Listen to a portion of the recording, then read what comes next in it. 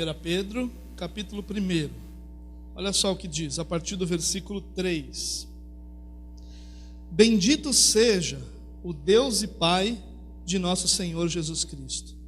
Conforme a sua grande misericórdia, Ele nos regenerou para uma esperança viva, por meio da ressurreição de Jesus Cristo dentre os mortos, para uma herança que jamais poderá perecer, macular-se ou perder o seu valor. Herança guardada nos céus para vocês que, mediante a fé, são protegidos pelo poder de Deus até chegar à salvação, prestes a ser revelada no último tempo. Quero continuar lendo mais um pouquinho. Nisso vocês exultam, ainda que agora, por um pouco de tempo, devam ser entristecidos por todo tipo de provação.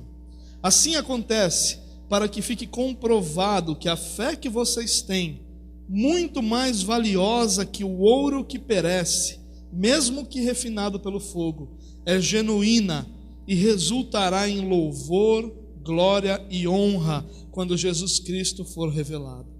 Mesmo não o tendo visto, vocês o amam, e apesar de não o verem agora, creem nele e exultam com alegria indizível e gloriosa, pois vocês estão alcançando o alvo da sua fé, a salvação das suas almas. Amém? Bom, eu queria só esse versículo 8, ler ele de novo com você, porque esse é o centro do que Pedro está dizendo aqui, ou o alvo do que Pedro está dizendo. Diz assim: mesmo não o tendo visto, vocês o amam, e apesar de não o verem agora, creem nele e exultam com alegria indizível e gloriosa. Amém? Sabe, irmãos, quando a gente fala sobre certeza da salvação, nós não estamos falando de algo puramente teológico. A gente está aqui ensinando para vocês teologia para que você saiba discutir, debater com as pessoas lá no seu trabalho, ou seus vizinhos ou irmãos de outras denominações. Longe disso. O que nós estamos compartilhando com vocês é uma palavra que gera alegria, que gera, como nas palavras do próprio Pedro, uma alegria indizível e gloriosa. Ou seja, uma alegria tão grande, uma alegria tão firme, uma alegria tão sólida, que é a essência de todo o nosso olhar com relação à vida. Pedro fala aqui que, apesar da certeza da salvação que nós devemos ter, ainda assim nós somos entristecidos por um período de tempo. Somos entristecidos pelas lutas que nós enfrentamos, entristecidos pelos problemas que nós passamos todos os dias, pelas derrotas que nós sofremos. Sim, nós sofremos derrotas em vários momentos da nossa vida. A nossa vida não é só vitória. Ainda que as nossas derrotas sejam por Deus transformadas em algo que produz vida e que produz bênção e que produz maturidade, e existem momentos que nós nos entristecemos, sim. Ainda que nós tenhamos a certeza de sermos mais que vencedores, existem momentos em que nós não nos sentimos assim, apesar de saber que é assim. A gente às vezes se sente mal por causa da luta, da derrota, do problema, da encrenca, da falta de dinheiro, da falta disso, da falta daquilo, ou de todas essas coisas juntas. Essa é a nossa realidade, irmãos. Nós temos algo que é maior do que isso. O apóstolo Pedro está dizendo aqui que a nossa fé é mais valiosa que o ouro, ainda que seja um ouro purificado pelo fogo, ou seja, um ouro de melhor qualidade que o ouro comum. O ouro comum já estava bom para todos nós, né? Um ouro de grande qualidade, então, melhor ainda. Mas o que Pedro está dizendo é que a nossa fé é mais valiosa que isso. Por quê? Porque o ouro é incapaz de nos sustentar diante de Deus. O ouro é incapaz de nos levar à eternidade. O ouro é incapaz de nos fazer permanecer firmes diante das lutas da nossa vida. Mas a nossa fé é um instrumento de Deus para que tudo isso aconteça. A nossa fé é um instrumento de Deus para que a gente siga adiante. A nossa fé é um instrumento de Deus para que no meio das nossas lutas a gente possa olhar para o Senhor e crer e lembrar que existem promessas dele para a nossa vida. Quando nós cremos, todas as coisas mudam diante de nós, o nosso olhar muda, a nossa esperança muda, nossa maneira de pensar, nossa maneira de sentir, tudo muda porque nós cremos. E essa fé nós recebemos como dom de Deus, como presente de Deus. E Pedro diz que o resultado dessa fé é uma alegria indizível e gloriosa. Quando a gente fala de certeza da salvação, meu irmão, a gente não está tentando convencer ninguém que salvação não se perde. A gente não está tentando forçar na sua cabeça que uma vez salvo, salvo para sempre. Não. O que nós estamos tentando fazer é a mesma coisa que Pedro fez. Ele usou essa certeza de salvação. Disse para eles: vocês são protegidos pelo Senhor, na esperança não de causar confusão, não de causar divisão, não de causar dúvidas no coração de ninguém, mas de gerar alegria, a alegria de saber que apesar das nossas lutas, das nossas fragilidades, das nossas limitações, das nossas falhas, dos nossos pecados, nós podemos olhar para frente e ter a certeza que um dia a boa obra que Deus começou em nós, Ele vai terminar em Cristo Jesus. E isso gera alegria no nosso coração. E isso deveria gerar uma certeza, uma esperança acima de qualquer outra realidade. Não existe nada que deveria nos dar tamanha alegria e tamanha esperança quanto a certeza de que nós somos guardados, protegidos, que nós somos mantidos de pé pelo Senhor a quem nós servimos. Amém? E o que eu quero compartilhar com vocês essa noite, entre outras coisas, são algumas das razões por que nós podemos ter certeza da nossa salvação. Eu quero falar de algumas razões que são bíblicas, outras razões que são práticas, lógicas, e que talvez você diga: mas isso é só um exercício de lógica. Realmente é, mas também nos faz pensar. E a gente vai falar de outras razões espirituais, algumas questões ligadas ao nosso relacionamento com Deus. Porque quando tudo isso está junto, a única certeza que eu tenho quando eu levanto de manhã é que eu pertenço ao Senhor. Eu não tenho a certeza que eu não vou pecar naquele dia. Eu não tenho certeza se todas as coisas que eu planejei fazer vão ser feitas. Eu não tenho nem certeza se eu vou terminar aquele dia vivo. Eu não tenho certeza de nada disso, mas uma certeza eu tenho: aconteça o que acontecer, vivo ou morto, no final do dia, eu sou do Senhor. E essa certeza vem não porque eu sei que eu vou continuar diante de Deus. Não, ao contrário disso. Vem porque eu sei que Deus vai me preservar diante de todo esse mundo. É o que o próprio Jesus disse em oração: Pai, não peço que tire-os do mundo, mas eu peço que livre-os do mal, que guarde-os do mal, que proteja-os em Teu nome. E é isso, essa esperança, essa certeza que eu tenho, que Deus, no final do dia, permanece sendo aquele que cuida, que guarda e que gera a salvação na minha vida. Amém? Porque, irmãos, eu não sei quanto a você, mas teve decisões que eu tomei na minha vida que me fizeram muito tristes diante de Deus. Situações que aconteceram que me fizeram questionar as coisas que aconteciam e que eu estava fazendo. Momentos de derrota que aconteceram que eu olhava e dizia: meu Deus, o que estão fazendo de errado? O que está errado? Mas em todas essas coisas, a gente pode olhar para frente e ter a certeza que Deus continua lá, continua conosco, continua cuidando de nós e continua nos direcionando, completando a obra que Ele já começou na sua vida. Amém? Primeiro desses argumentos que eu quero compartilhar com você, irmão, por que nós podemos ter certeza da nossa salvação? E o primeiro deles é por causa da graça e do amor de Deus. Esse é o principal e maior argumento. Nós podemos ter certeza da nossa salvação porque a nossa salvação nos é dada pela graça. E quando você dá alguma coisa para alguém e você tem a cobrança de um retorno, aquilo não é graça. Você pode até ter a expectativa, você pode até desejar que haja um retorno, mas se não houver, não pode mudar nada, porque senão não é graça. Quando nós falamos de graça, nós estamos falando de algo que é dado sem absolutamente nenhuma cobrança em troca.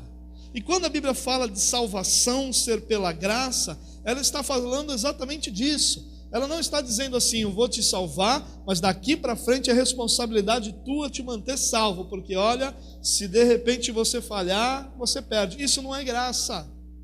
Isso não é graça, isso chama empréstimo e não graça. A palavra de Deus diz que a salvação nos é dada pela graça, não nos é emprestada pelo amor do Senhor, mas nos é dada pela graça. E essa é uma certeza que nós deveríamos ter com relação à nossa salvação. O amor de Deus sobre nós, ele não muda porque nós mudamos. Ele não muda porque nós acertamos ou porque nós erramos. Deus não te ama mais quando você acerta e nem te ama menos quando você erra. Ele te ama no limite da existência do amor em todos os momentos. Essa é a realidade do amor de Deus sobre nós. Então, seria ilógico, seria antibíblico eu pensar que Deus me deu a salvação, mas de repente num erro, num tropeçar, num cair, num errar, num falhar, eu perdi aquilo, porque nós viveríamos entre a cruz e a espada o tempo todo, porque em qualquer momento da nossa vida que nós falhamos, nós não teríamos mais aquilo que foi conquistado na cruz por nós. Mas a graça, o receber de graça, ainda que biblicamente nós encontremos uma expectativa de que Deus nos atrai para que nós sejamos para o louvor da sua glória. É uma expectativa. Deus nos atrai para realizar uma obra em nós que vai ser completada. Então há uma expectativa que ao final, ou no caso de Deus uma certeza, que ao final do trabalhar dele nós sejamos semelhantes a Jesus. Mas a salvação não nos é dada para que a gente faça esse caminhar e conquiste isso com a nossa força. Não, ela nos é dada para iniciar esse processo que continua sendo feito e realizado pelo Senhor. A graça de Deus é a certeza que eu tenho de que eu permaneço salvo, apesar de limitações e falhas que eu tenho. Volto a dizer, eu estou falando aqui de pessoas que foram alcançadas pela graça de Deus, lavadas pelo sangue de Jesus, que nasceram de novo, que foram transformados pelo poder do Espírito Santo. Eu não estou falando de alguém que faz parte de um grupo religioso, ou que gostou do que a coisa é, e que está escolhendo se vai ser ou não. Não, eu estou falando de pessoas que viveram uma experiência pessoal com o Senhor.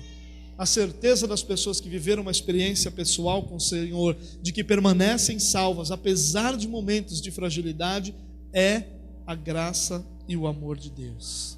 Amém?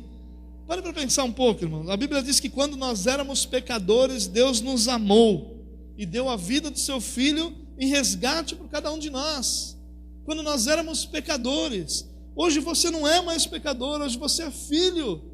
Quão maior e mais profundo é o relacionamento que nós temos com o Senhor hoje do que nós tínhamos antes de termos sido chamados por Ele. Se a gente fosse falar de tamanho de amor, seria impossível que o amor não fosse maior hoje. Não é porque a gente está falando do amor de Deus, não do amor de pessoas.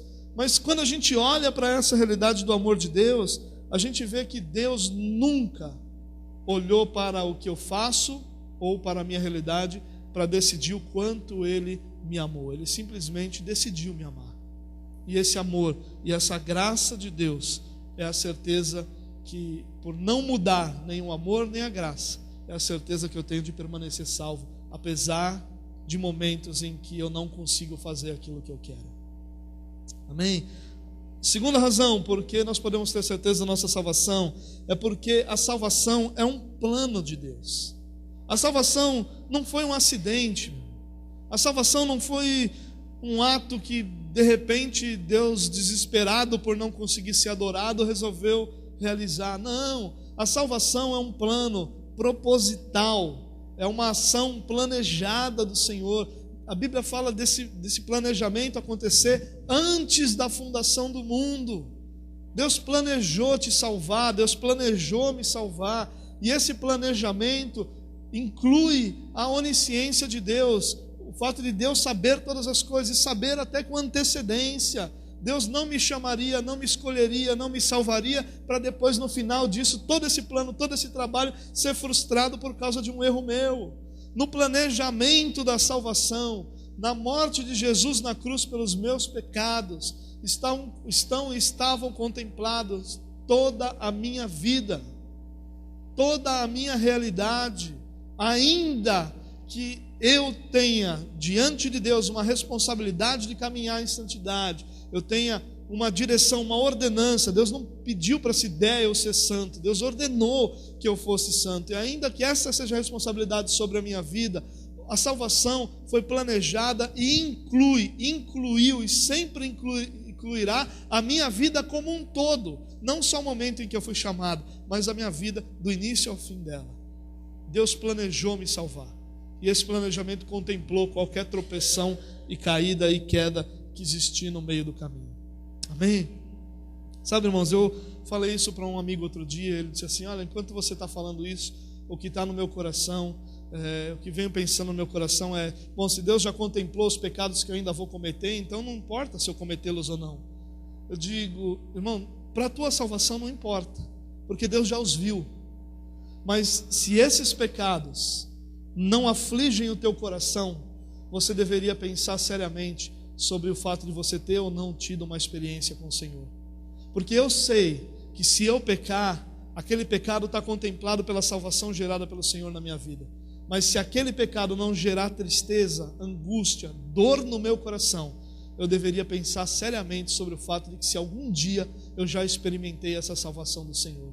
Porque todos os que experimentam a salvação do Senhor recebem da presença do Espírito Santo, que nos convence do pecado, não só para a salvação, mas diariamente em nossa vida, durante todos os momentos e realidades que nós vivemos. Então, o fato de eu saber que se eu pecar agora, eu vou ter, e vai haver o arrependimento pela presença do Espírito Santo que vai me convencer, mas se esse pecado não trouxer nenhum tipo de dor, de sentimento, de frustração e tristeza com relação à minha vida, alguma coisa está errada.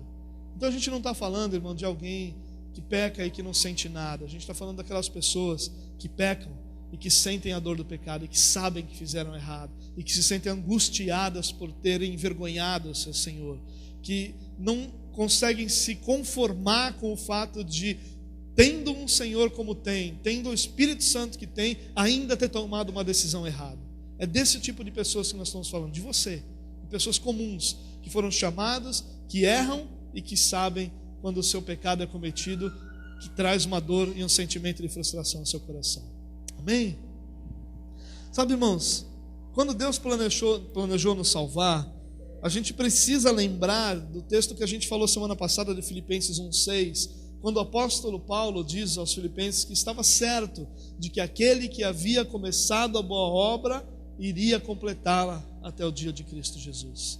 O que Paulo está dizendo? Eu sei que o plano de salvação, que a salvação é um plano, e que Deus te chamou como parte desse plano, mas que o teu dia a dia também faz parte desse plano de salvação. Deus não te chamou, agora você tem Jesus, você é salvo, agora se vira, meu irmão. O Espírito Santo vai estar aqui, se você olhar, ele pode te guiar, mas se vira. Não, a gente está falando de algo maior. O Pedro está falando de ser protegido pelo Senhor, de ser guardado. A oração de Jesus foi: Senhor, Pai, guarda-os, protege-os do mal.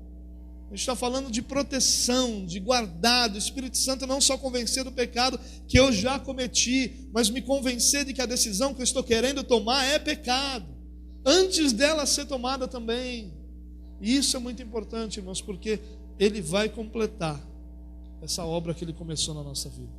Amém? Por isso a gente pode dizer, meu irmão, que salvação é eterna, que a gente pode ter certeza da nossa salvação, porque aquele que nos deu vai mantê-la sobre a nossa vida por todos os dias da nossa vida. A terceira razão por que nós podemos ter certeza da salvação é porque nós somos feitos filhos de Deus. Nós somos adotados como filhos. Nós fomos incluídos na família. Nós recebemos o direito de sermos chamados filhos de Deus. E você já viu algum filho ser desfilhado? Você não é mais meu filho. Ainda que a pessoa diga isso, ela é filho e acabou. O pai poderia, até numa condição humana, até dizer: você não é mais meu filho, e nunca mais ter contato, mas ele permaneceria filho até o último dia. Permaneceria, porque filho é filho para sempre. E quanto mais uma decisão de adoção, irmão, porque a adoção é uma decisão, diferente de filhos naturais que em alguns momentos vêm sem ser planejado. Não existe adoção não planejada. Você está em casa e uma criança no sofá, vou adotar. Isso não existe. A adoção é algo planejado. A adoção é algo que, feito segundo a maneira da lei, leva tempo, anos às vezes muitos anos para que se complete todo o processo. Imagine, Deus escolheu adotar você. Aí de repente Ele está lá no céu e diz: rapaz, não devia ter adotado aquele lá. Dá para devolver para o conselho tutelar lá? Vou levar no LAN de volta. Não existe isso, irmãos. E ainda que um ser humano fosse capaz de fazer isso, porque o ser humano é capaz de fazer qualquer coisa, por mais abominável que possa parecer, ele é capaz de fazer, Deus não é. Deus não é. E há um texto bíblico que fala sobre isso, sobre a mãe que poderia abandonar o filho que ainda amamenta. E, claro, teoricamente a gente vai dizer, não, a mãe nunca faria isso. Mas o texto dizia, ainda que fosse possível, eu nunca vou te deixar, eu nunca vou te desamparar.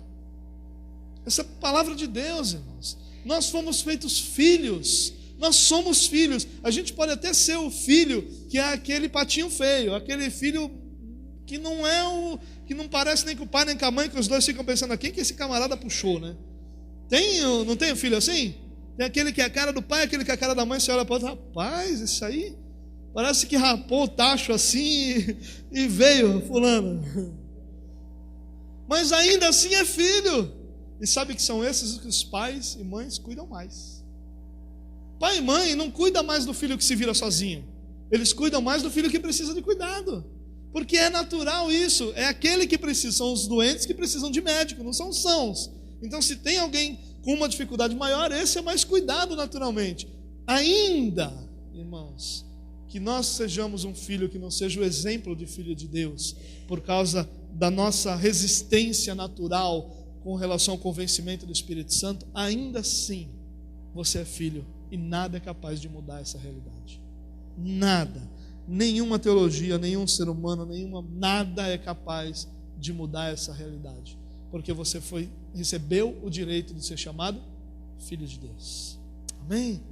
Não esqueça disso não, meu irmão, porque ainda que naturalmente os nossos pais, pai e mãe, não sejam capazes de nos dar coisas tão grandes quanto a gente está falando aqui, nós não estamos falando somente de pessoas, nós estamos falando de Deus.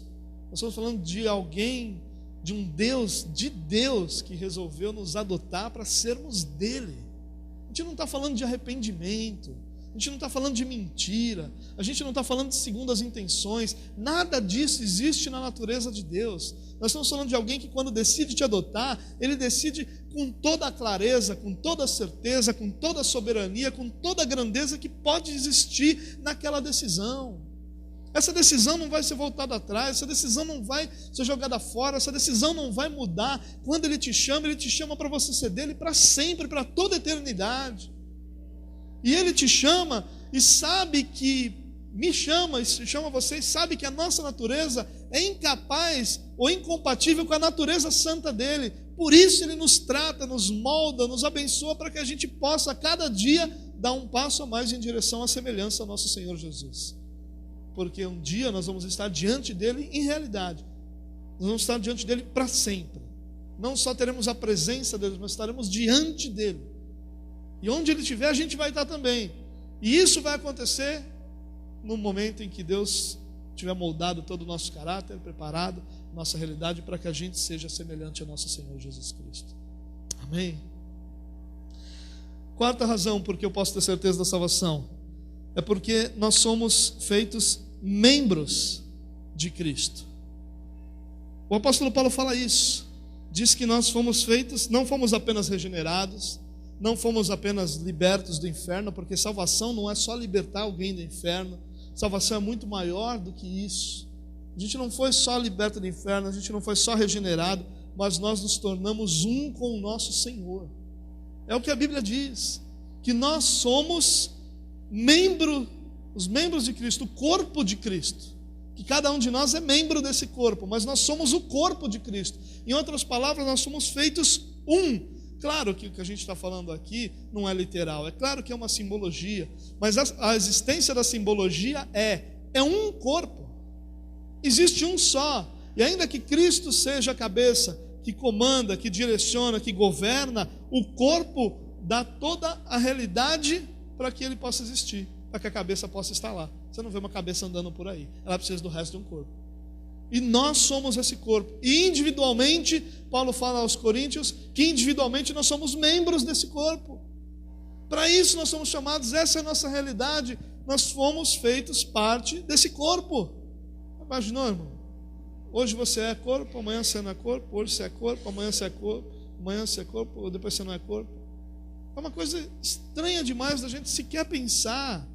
Porque é fácil a gente dizer, o camarada pecou, ele não é mais salvo. Agora pense o todo da coisa. Pense o que a palavra ensina. Pense sobre o fato de, como é que você fala que alguém não é mais depois de ter sido feito filho? Como é que você fala que alguém não é mais membro do corpo, quando a Bíblia diz que nós somos um com Cristo? Que nós somos feitos um com Cristo, que nós somos parte do corpo de Cristo. E esse corpo, irmão, não é simplesmente igreja. Olhe para um corpo, porque a analogia que Paulo está fazendo é essa: Cristo é cabeça e o resto do corpo somos nós. E isso é o que Deus está nos usando para ser parte desse corpo que Deus tem gerado com as nossas vidas. Amém? Ainda que você seja um dedinho, que você seja algo que parece não ser importante, não importa, você é parte desse corpo. Ainda que qualquer pessoa pudesse parecer uma coisa, mas isso aqui o corpo vive sem. Tem umas coisas tipo vesícula. Vesícula existe para você tirar. Eu fui num otorrino por causa do problema de respiração que eu tenho. Ele diz, olha, nós vamos operar você, só que eu quero te dizer uma coisa: nariz existe para entupir. Como assim nariz existe para entupir? Não, eu achei que ele existia para respirar. Não, ele existe para entupir. Então tem coisa que parece que a gente vive sem, mas não vive. Não vive.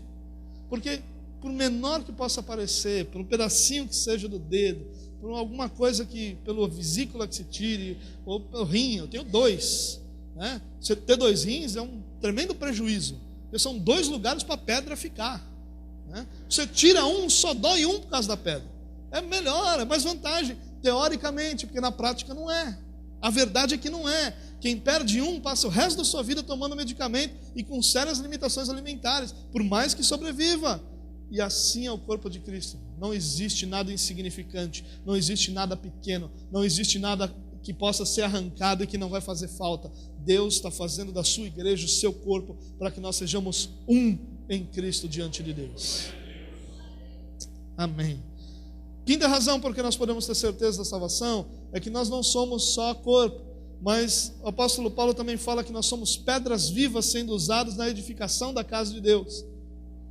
Nós somos parte desse edifício. Paulo fala que nós temos um edifício de Deus.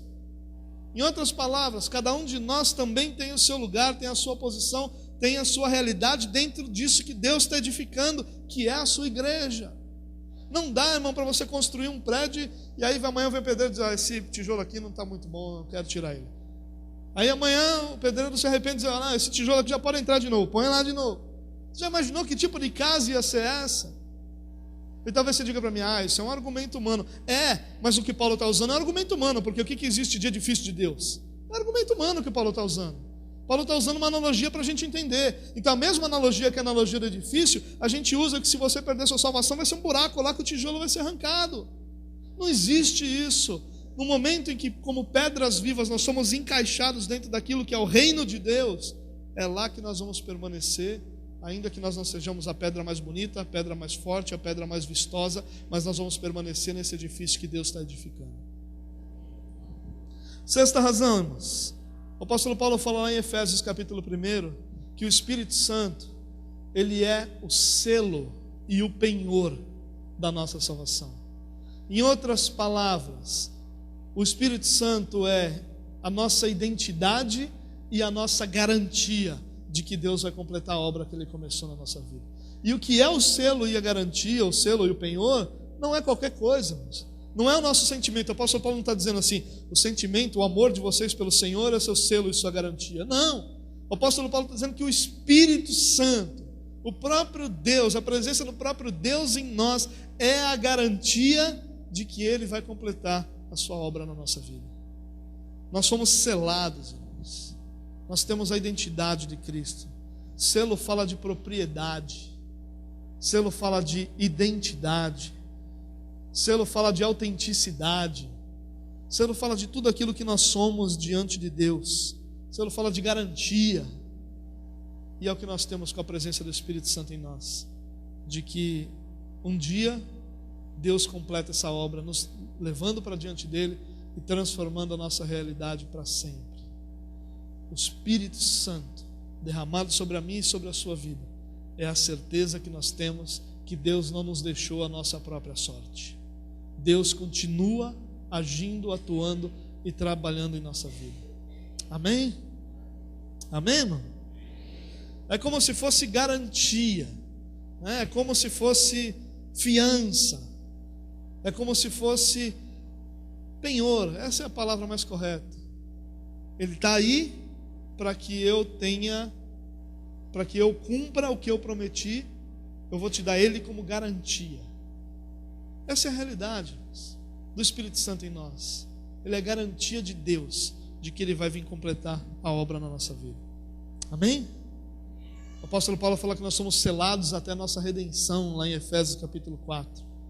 Essa redenção vai ser no dia que Ele vier nos buscar, no dia da manifestação do Senhor.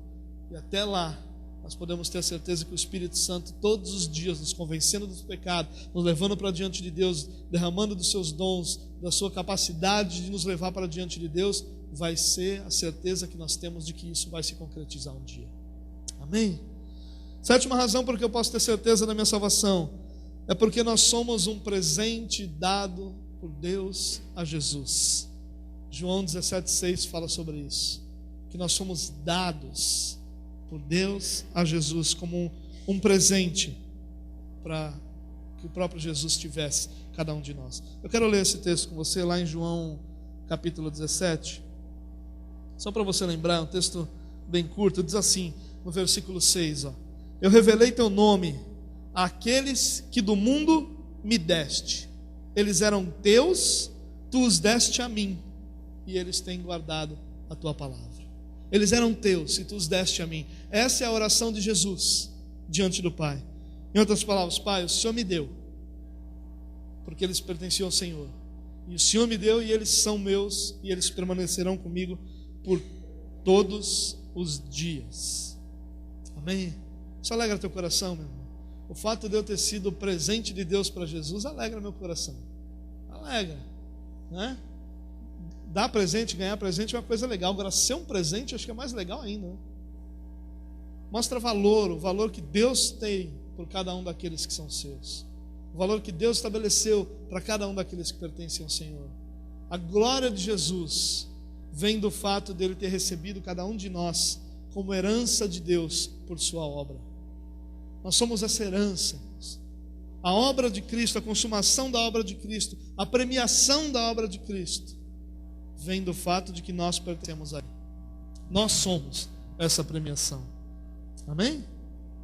Já imaginou? O pai dá o presente, depois vem cá, você não merece mais o presente, devolve aqui, devolve esse presente. Parece coisa de namorado, né? Namorado é assim, começa a namorar e começa a gastar uma fortuna, todo o dinheiro que tem, de presente um para o outro. É por isso que eu dava flor, né? Flor, você morre e você não pode pegar de volta se você terminar o namoro. Dá flor, que é o melhor presente que você pode dar. E aí então namoram lá 6 meses, que coisa linda, só love, que coisa bonita, né? Eu te amo, tu me amas, nós nos amamos. E aí daqui a pouco termina o namoro. O que faz quando termina o namoro?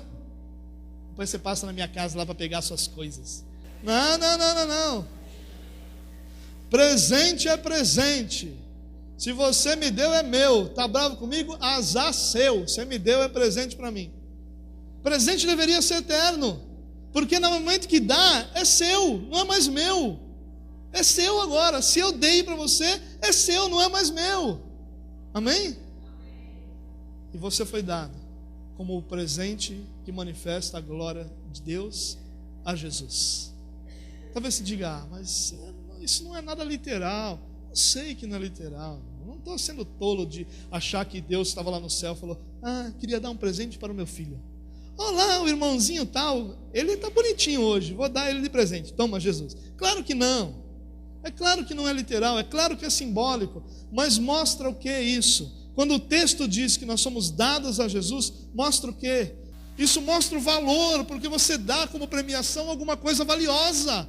E diante de Deus é esse o valor que nós temos. Nós somos a premiação pela grandiosa obra do Senhor na cruz do Calvário. Amém? Oitava razão, porque eu posso ter certeza da minha salvação, é porque Jesus é o nosso sumo sacerdote. Lá em Hebreus capítulo 7, hoje eu estava lendo esse texto e me lembrei como a gente nunca fala de Hebreus, né? Hebreus é um livro meio renegado. Mas olha que belo esse versículo que o autor de Hebreus escreve. Portanto, ele é capaz de salvar definitivamente aqueles que por meio dele aproximam-se de Deus, pois vive sempre para interceder por eles. Está falando de Jesus aqui, que Jesus é capaz de salvar definitivamente aqueles que através do próprio Jesus se aproximam de Deus, porque ele vive para interceder por cada um desses sempre. O nosso sumo sacerdote é Jesus Cristo. Quando nós olhamos para o Antigo Testamento, a gente não olha como alguma coisa que não existe mais, não. Ele serviu de tutor, ele tem o seu papel na história, tem o seu papel na nossa espiritualidade. O Antigo Testamento não é para ser jogado fora, ele tem a sua realidade na nossa vida, ainda que nós não vivamos mais debaixo das leis, das regras, de toda essa realidade ritual do Antigo Testamento, todas as verdades espirituais permanecem. E o sumo sacerdote do Antigo Testamento se torna Cristo no Novo Testamento. E o sumo sacerdote tinha como função principal ser um intercessor diante de Deus por todo o povo. E o autor de Hebreus diz que esse papel hoje é de Jesus, porque nós recebemos o chamado para essa salvação, mas somos incapazes de manter essa salvação com nossas próprias forças. Por isso nós temos Cristo como nosso intercessor sempre, em todo tempo, a todo momento, porque Ele é capaz de nos salvar definitivamente, e não momentaneamente, e não temporariamente, mas definitivamente. Nós somos salvos por aquele que é o nosso sumo sacerdote. Amém? Nós somos salvos e permanecemos salvos porque nós temos a intercessão de Jesus. Nona razão porque eu posso ter certeza da salvação é o texto que nós lemos no início dessa nossa mensagem. É Cristo quem nos guarda.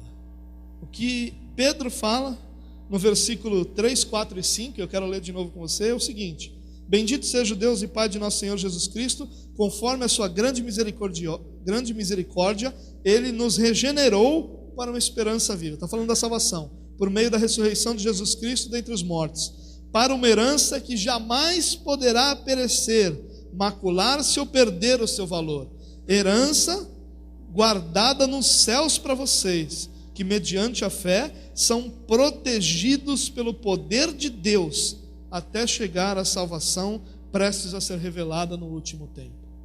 Eu posso ter certeza da salvação, porque o que a Bíblia me ensina é que quem guarda a minha salvação é o próprio Deus. Ele é capaz de guardar a minha própria salvação. Ah, mas se eu quiser fazer uma coisa louca que vai ofender o Senhor, eu creio que seu coração não vai estar inclinado para isso. Mas ainda que estivesse, essa é a realidade do Espírito Santo sobre nós, de nos convencer que essa é na nossa vida, de nos convencer que essa é na nossa realidade, de nos guardar, de nos proteger de nós mesmos em momentos de loucura espiritual. Quem é que não tem um negócio desse? Quem é que nunca chegou na igreja? Poucos, mas quem é que nunca chegou na igreja dizendo assim: Senhor, minha vida está um negócio terrível, se o Senhor não falar comigo hoje, eu vou chutar o balde.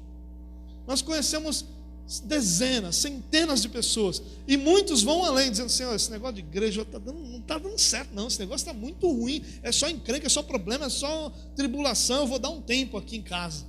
Quem é que nunca pensou isso? Quem é que não foi? Não é? Quem é que nunca desejou isso em algum momento por causa das emoções turbulentas que estava vivendo? Sabe por que a gente não faz isso? Sabe por que quem faz volta? Porque nós somos protegidos por aquele que nos chamou para a salvação. Porque a nossa realidade é incapaz de guardar a nossa salvação em todos os nossos momentos de vida. Nós dependemos do Senhor para que a nossa salvação permaneça diante de Deus. Em último lugar, nós podemos ter certeza da nossa salvação por causa das promessas de Deus. Deus faz promessas com relação à nossa eternidade. Deus faz promessas com relação à nossa vida futura. João capítulo 5, por exemplo, fala sobre isso. No versículo 24 diz assim: eu lhes asseguro, Jesus falando, quem ouve minha palavra e crê naquele que me enviou, tem a vida eterna e não será condenado, mas já passou da morte para a vida. Nós temos promessas, irmãos. Você creu, você recebeu o entendimento para que você pudesse crer, e você crê em Jesus.